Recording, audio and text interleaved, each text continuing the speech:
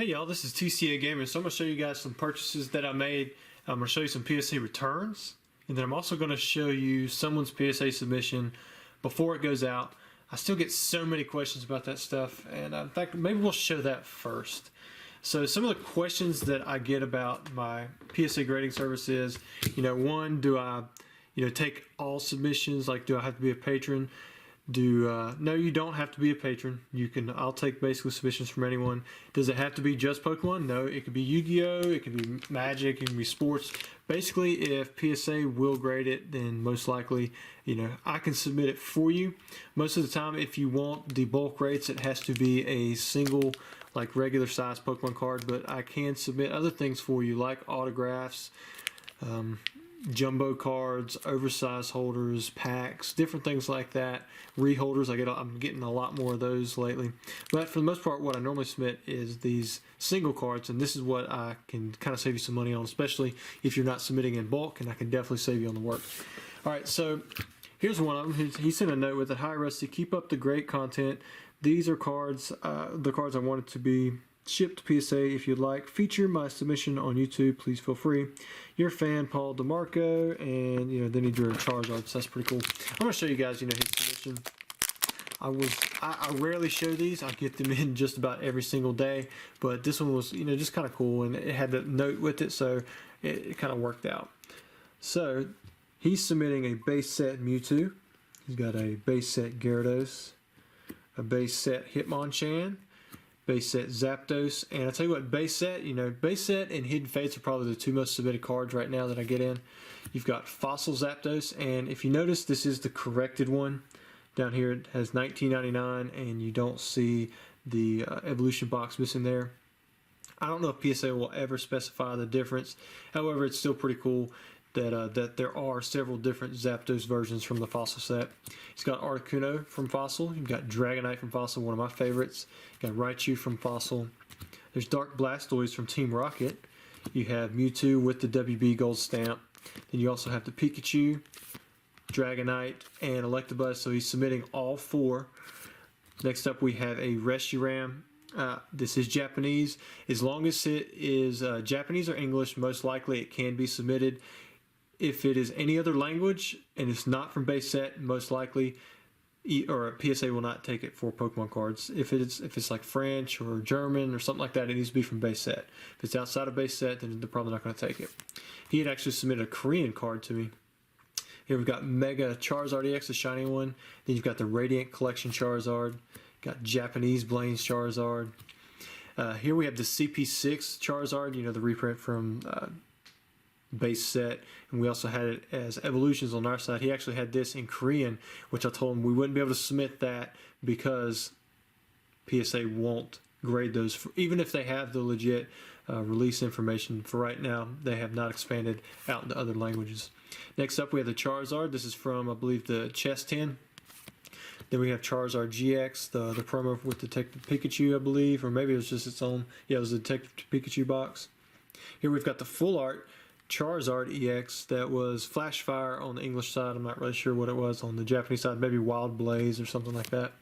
We've got a shiny Charizard GX, and to note, this card right here, he submitted on the 199 max declared value level, but most likely this one will get marked up. I have not taken many cards that are shiny GX on the 199 level. Usually I send an email out to you and say, hey, this is going to be required to go on the 599 level. However, PSA has missed a few of them lately. So for this card, I am allowing customers to submit on the 199 and under level if they choose so, but I do recommend submitting it on the 200 to 599 value level because it's over that. It's over $200, raw. But by the time they grade it, it may have come down. So I'll leave that up to the customer whether or not they want to submit it that way. Next up, we have the Tapu Lele GX. You got the gold one. Then you've got Solgaleo GX. There's that promo also with the Lunala GX. Then you've got Rayquaza GX, and then you have Mewtwo GX from Hidden Fates. One of my favorites, you got Greninja GX, Decidueye GX. You got more shiny Pokemon here. All of these are really good cards to submit, usually pretty easy 10s. So I think this is a very solid submission that's doable by most people that submit cards. No card here is really crazy expensive other than maybe that shiny Charizard GX, which is definitely in the 3 figures. But anyway, so there's his card submission. It was 39 cards, but like I said, this is only 38 here because of the one Charizard Korean that I could not submit. All right, so next up, I had some of my own purchases. I want you guys to check this out. So I got, this is one I have mixed feelings over. I definitely didn't get what I purchased. I bought these off of Fuzzy Pickles TCG on eBay. He has no listings now. These were all listed as near mint condition. Some of you probably spotted right off the bat. The very first card, crease, crease, crease. You know, definitely see them on the backside. Oh, look at this, crease, huge crease, crease. This is not near mint. This one you can see crap on the front of it. Let's look at the backside. You know what?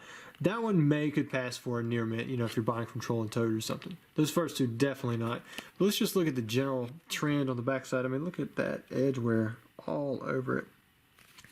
Now, I got these for really cheap. So, like I said, I have some mixed feelings about it, but, I mean, these are obviously not near mint cards. I don't know why they were advertised as near mint. And the reason I bought them was because they were so cheap. I was looking up the value of a Brock's Vulpix with the gold stamp for something. I can't remember what it was. Maybe it was a PSA card, and I just happened to see some ungraded ones. And I saw these on there for 99 cents. And I'm like, you know what? I'm going to buy those. So I ended up buying, it was like 199 of them. I haven't counted them yet. You know, I looked at them. I was like, man, these are not near mint condition. I was hoping that, you know, they would be at the least near mint. Some of them would be a little bit better, but looks like these are going to start off in heavily played condition, and then I may have some that are near mint.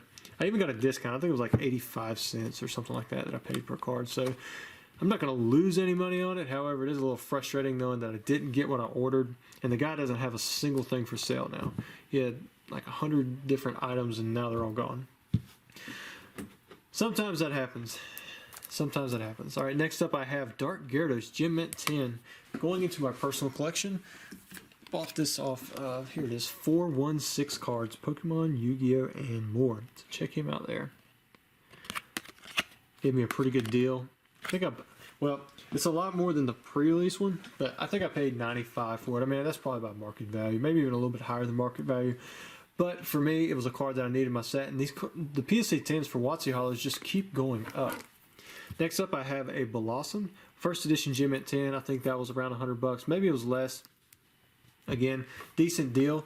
You know, you're getting a Gem Mint 10 first edition Hollow, so I went for it. Next up, we have the Diglett Error. It has a sideways fist. See that sideways energy symbol right there? I believe these only come from a particular variant of the original base starter deck. You can get them there only. And Gem Mint 10, it was $60 or $80 or something like that. Again, a really good deal. For some reason, I've graded several of these in 10, but I only had a 9. I guess I sold all my 10s, so I went ahead and bought that one. Next up, we have a Machamp. So you would think with this being the most printed holographic card ever, or at least in the old series, it was the most printed holographic card ever, that Gem Mint 10 would be super easy, especially since they didn't come out of packs. You could get them in any starter deck that you wanted. But I have a tough time getting a Gem Mint 10 on this, and I actually have a tough time finding Gem Mint 10s online. So when I saw this one, I was like, you know, this is a pretty good deal. At $350, I didn't pay $300. I think it was $300, and I offered $250. At $250, I mean, you're paying more, you know, twice what a lot of the other less common PSA 10s are within the set. However, for me, I've noticed there haven't been many of these that just come online. I remember winning that Galaxy one for pretty cheap, which I thought was a great deal. But this is just the regular Machamp, nothing special about it. There is a little something special I'm going to show you guys here in a minute. But I did like the fact that, look at that cert. That's not 33 million, that's 3,379,188. So this thing was graded, you know, near the very beginning. And, you know, it's got that old style back. That's pretty cool. And looking at it, you know, I think it's a pretty solid 10. Now, one thing that I think may be a hindrance for this card, if it was a new submission, is the fact that it's a hollow bleed. Let's see if I can get it. You can see it right there. I don't know if I'm going to get to pull up, but in a strong light, you can see a little star right there kind of come out. These stars really pull off of the surface. Oh, you can kind of see it there. See them flashing. And that's what people are talking about with the hollow bleed. It's usually just like a thin layer over the holographic pattern, and then it pulls through that thinned out ink. And a lot of people actually collect those. For me, it doesn't personally do anything for me. I'd actually prefer it not to have the hollow bleed, just so that it's easier to get a PSA 10, but it's already got the 10, so I'm happy that it's in there. And then next up, this is probably the most expensive card in this video. I have a Lapras Gem Mint 10 First Edition. So, how I attained this card, I was working with a potential PSA submitter. He's submitting, I think, 300 cards in exchange for, he's going to send me 3 PSA 10s from Fossil that I want. He actually said he got one of these in, and he was wanting $2,500, I think that's what he was wanting. And I told him I needed to do some research on it, so I did some research, and looking at the sales that he was pulling up, it was all from the same guy. And in fact, 2 of those sales were for the same cert, and they were all best offers. So I went to this guy, and he actually had another one up for sale.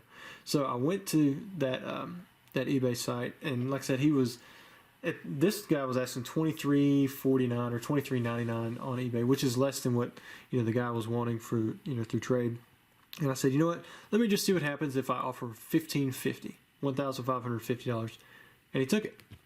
So just like that, I was able to get this card for about $1,000 less or so, and I think that's right under the last auction through PWCC for this card.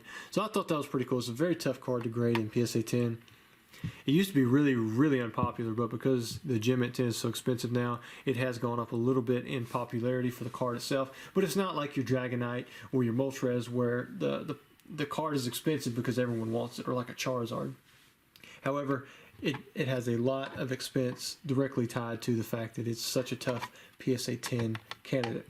Okay, so looks like we're already over the 12-minute mark, so I think I'm going to do the PSA returns in the next video, but I hope you guys enjoyed this, and I hope you got to learn a few things. And if you want to submit some stuff to PSA, just send me an email. You can also check out on my website. It's pretty simple, but if you have any questions, I will more than gladly answer any that you have. Thanks.